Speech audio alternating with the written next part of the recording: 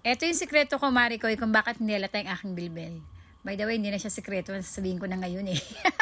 Okay mga Maricoy, voice over muna ulit tayo kasi nga hindi na naman pala gumagana ang aking mic for today's video. Kaya ayan, bumubuka yung bibig ko.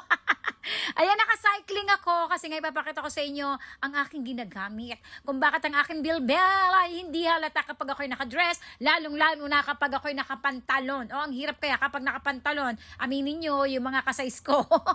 Naku, lumalawit ang ating mga bell-bells. At eto na nga mga Maricoy. Ubadin natin itong dress na to na nabili ko rin dito sa TikTok. At ang ganda ng dress na to, in fairness. As in, ang ganda. Ayan na. O, diba? Dapat hindi ka naka-cycling, kaya lang dahil nga magbibideo ako, baka makita nyo ang aking mga kasingit-singitan na signal number 5. Kailangan ko mag-cycling. Ayan! Ito yung product ng Hati Diary na nabili ko dito sa TikTok at sobrang ganda niya mga Maricoy. Totoo ang chismis na talagang kukuha ka ng katawang medyo hindi mataba. Parang ganon, hindi halata ang iyong mga bell-bells. Oo, mga Maricoy, totoo yan. Lalo kapag nakapantalon ka. Actually, pwede mo na itong gawing top. Oo, eto na yung pinaka-blouse mo.